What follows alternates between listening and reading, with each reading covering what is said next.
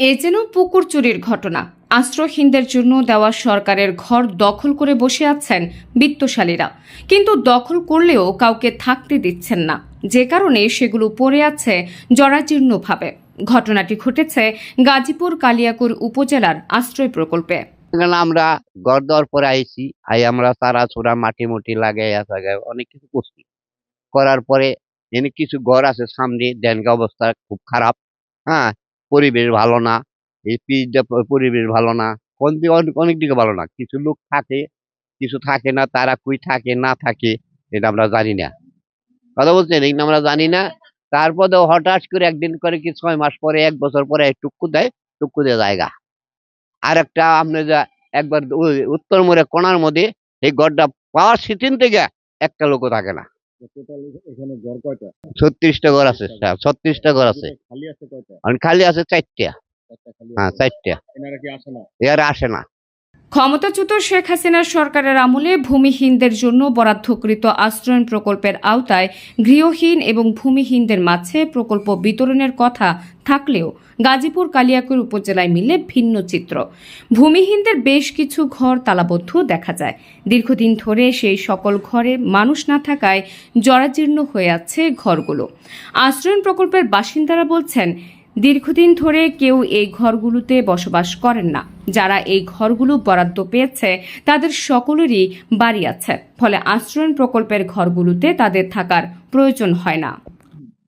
এখন মনে করেন আমাদের এই লাইনে যে ঘরগুলো আছে, 4টা-5টা ঘরের মধ্যে লোকেরা আসে না। ওই লোকের জন্য আমাদের সমস্যা হয়। আমরা একটা ডেন কাঠ মুয়াদরি নিয়ে ওদের জন্য আমরা পারি না। ওদের জন্য খুবই আমাদের সমস্যা হয়। ওদের নিজেকে বাড়ি ঘর আছে, ওদের এখানে আসা লাগে না, এই জন্য এরা আসে না।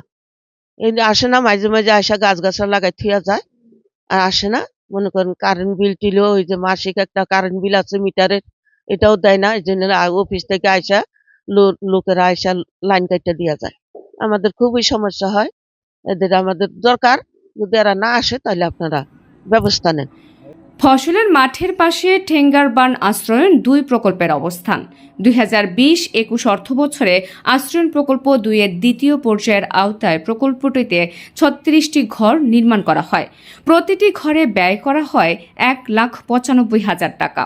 প্রতিটি ঘরে রয়েছে 2টি কক্ষ, একটি রান্নাঘর ও একটি শৌচাগার। রয়েছে বিদ্যুৎ আর সুপেয় পানির ব্যবস্থা। নির্মাণের কয়েক মাসের মধ্যে জমি সহ ঘরগুলো বাসিন্দাদের কাছে বুঝিয়ে দেওয়া হয়। ঘর বুঝে পাওয়ার পর অনেকেই ঘরে না থাকায় বিদ্যুৎ ব্যবহার হচ্ছে না। বৈদ্যুতিক বিল বকেয়া থাকায় ইতিমধ্যে বেশ কিছু ঘরের বৈদ্যুতিক সংযোগ বিচ্ছিন্ন করেছে পল্লী বিদ্যুৎ সমিতি।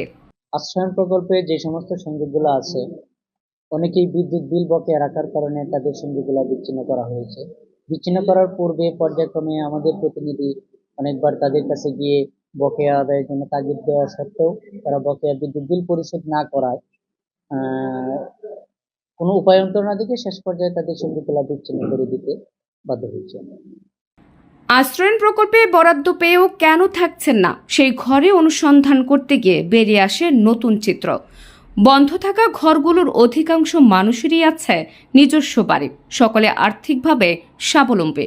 তবে কিভাবে পেয়েছেন তারা এই বরাদ্দ, কেনই বা তারা থাকছেন না সেই ঘরগুলোতে, এমন প্রশ্নে মিলে মন গড়া উত্তর। আপনি তো আশ্রয়ণ প্রকল্পের একটি ঘর বরাদ্দ পেয়েছেন, পাইছি। তো সেই ঘরে আপনি কেন থাকেন না? আমি ওই জায়গায় তো রয়েছি, একটা না 1.5 বছরই রয়ে গেছি। আমরা খুব কষ্ট, পানি যখন না আসিল তখন আমি থাকছি। আর আমার দরকার হচ্ছে পানি দেয়া, ইউনুসার দিচ্ছে আমার। আমরাই উদ্বোধন করছি ওটা। আমি 1.5 বছর কন্টিনিউ রয়েছি। আমার কিডনির সমস্যার কারণে আমি ইদানিকে ডাক্তারকে দৌড়ি পারি, ঠিকমতো চিকিৎসা করাই না। এই পুলানে চিকিৎসাপাতি করা, এই মাঝে সাথে যাই আমি দেখেছি। আমি হয়তো ইদানিক আবার যামুগা, আছে না, ঠিকমতো চিকিৎসা করাইলে আমি ওই জায়গায় যামুগা। আমি একজন ভূমি সমবায় সমিতির সদস্য। অপরদিকে আওয়ামী লীগের শাসন আমলে স্থানীয় আওয়ামী লীগের আমলাদের বিশেষ ক্ষমতার বলে অর্থ বাণিজ্য আর দুর্নীতিতে হয়েছে আশ্রয়ণ প্রকল্পের হস্তান্তর, এমনটি জানিয়েছেন স্থানীয় বাসিন্দারা। ঘরবাড়ি দিব,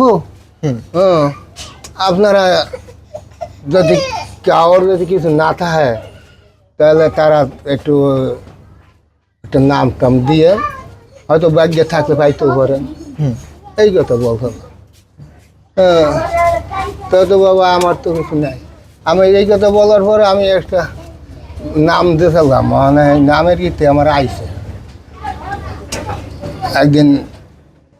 নামটা দেওয়ার পরে একদিন এই যে আমি সন্ধ্যার সময় ঘরে নামাজ পড়তেছি, ওই সময় ইউনিয়ন অফিস থেকে এক লোক আইছে, 2 জন মোটর সাইকেলে আইয়া দিয়ে অমুক নামে কে আনে, তখন কলে এইবারই।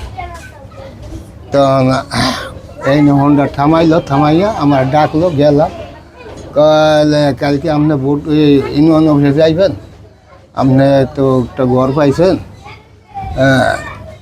এর লিগা উপজেলার থেকে লোকজন আইব এই বিষয়ে।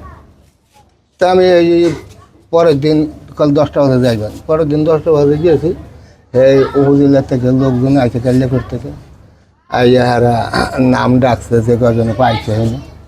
নাম ডাকার পরে আমার দেখলো, আমার কাছে জিজ্ঞেস করলো, জিজ্ঞেস করার বলকার ঠিক আছে, এইভাবে তো আবার আমি ঘরটা পাইছি বাবা। তো এটা আপনার হচ্ছে আপনাকে পাওয়ার জন্য চেয়ারম্যান সহযোগিতা করেছিল? না, চেয়ারম্যান সহযোগিতা করে না, চেয়ারম্যান বললেই গেছে যারা যারা কিছু বলছিল একবার। হ্যাঁ, তো এখন ওইখানে আপনারা কেন থাকেন না? আপনি থাকি না বাবা, আমি তো থাকি ও জায়গায়। আমি এলাম অসুস্থ এই কয়েক মাস ধরে, আমি একবার অসুস্থ, এই লেগে আমি একটু যাইতে পারতেছি না বাবু, আর কিচ্ছু না, আর কোনো সমস্যাই নাই। এই বাড়িটা কার? হ্যাঁ, এটা বাড়িটা আমরা 2 ছেলের করছে এগুলো। যে ঘরগুলোতে থাকার কথা আশ্রয়হীন মানুষের, সেই ঘর বিত্তবানদের দখলে।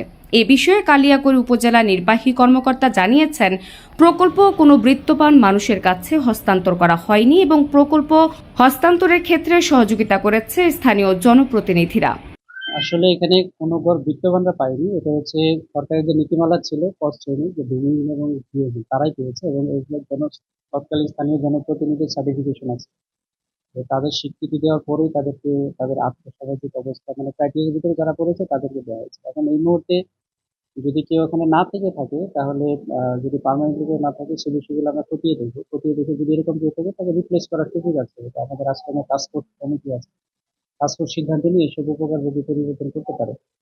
আমরা আগে বিষয়টা খতিয়ে দেখি যে এখানে বিষয়টা কি হয়েছে, তারপর যেভাবে ফাইন্ডিংস আসবে সেই ভিত্তিতে আমাদের প্রকল্পের বরাদ্দে ভাগ বন্টনে দুর্নীতির ছায়া থাকায় প্রকৃত গৃহহীন অনেক মানুষ হয়েছে বঞ্চিত।